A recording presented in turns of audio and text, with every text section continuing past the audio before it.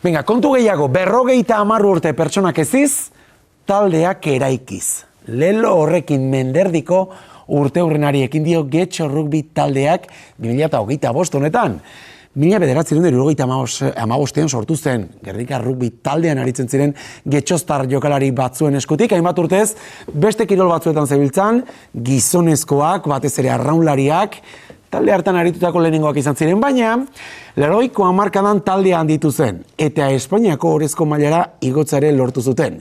89an emakumeen taldea ere sortu zen, eta txapeldun ere izanak dira behin baino gehiagotan. Egia da, errugbia hitz egiten dugunean nola askotan Getxoko taldea ere etortzen zaigun, eta Jon Azkarkorta ere gurekin daukagu hortaz hausnartzeko. Jon, egunon? Egunon, bai. Egunon eta lehenik eta behin zorionak zuentzat, zer modu zaudete, Bueno, ez da makala, 50 urte betetzia, eta, bueno, gaude,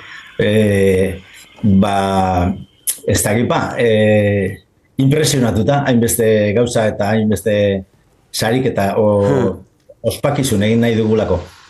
Jon, gauza da, 50 urtera iristea, hori bada ospatzekoa eta bestea, iritsi zareten bezala iristea. Zertaz zaudete arroen taldeak lortutakotik? Begira, esango nizuke tituluak eta gauza horiek, baina ez, gure lema, zuk esan duzun hori, da taldeak eraikiz eta jendea eziz, ez da? Eta, bueno, guri hori irakatsi ziguten gure aurrekoek, eta, bueno, rugbia dela, ez dela kirol normal bat esango dut, baizik eta errespetua aurretik jarri behar dena, eta taldeak ere asko behar duela, ez da bakarkako kirola, eta holako balore horiek nik uste dut asko jorratzen ditugula. Eta, bueno, eta sekulako komunitatea sortu duzuela, Jon, ez da? 500 jokalari, baino gehiago osatzen duzuelako gaur egun kluba, 14 talde izateak, ikastetxea barne, eta talde inklusiboak ere nik uste eta aipamen berezi bat duela. Berez delako errugbia gainera, behin baino gehiagotan aipatu dugu, errespetuaren baitan jokatzen den kirola, eta ez duena inor kanpoan uzten. Bai, hori da, nik ere hasi nintzenetik ere ikusten duzula jende potoloa, jende txikia, eta nola kirol honek onartu egiten dituen fisonomia desberdinak, ez? Eta, bueno, bakoitzak bere funtzioa bete dezake modu batean edo bestean. Eta, bueno, hori abantaila bat da. Ez da atleta perfektu bat izan behar, baizik eta, bueno, topatuko duzu zure lana hor kirol horretan.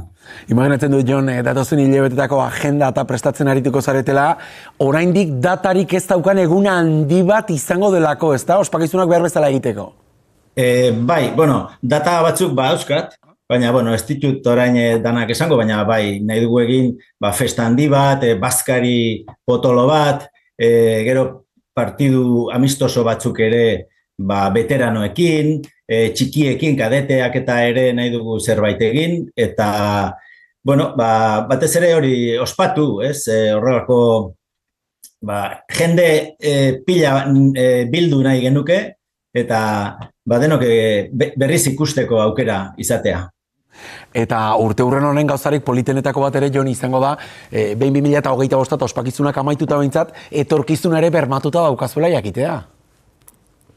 Bai, bueno, hori esatengo didazu, txikiak eta jokalari kadeteak eta adin txikikoak asko direlako. Eta, bueno, hori, zuk esan duzun, kopurua ez dago orain esango dute, mutilen lehenengo ekipoa ez dago goreneko mailan, izan gara, baina orain ez, neskena ordea bai, badago goreneko mailan, eta bueno, hortxe gabiltza, baina importanteena da azpitik eukitzea jokalariak, ez, gaztetxoak eta hortik. Zalantzari gabe, Jon Azkarkorta, eskerrik asko tarte bat egiteagatik, zorionak lantalde osoren partetik eta ondo ospatu.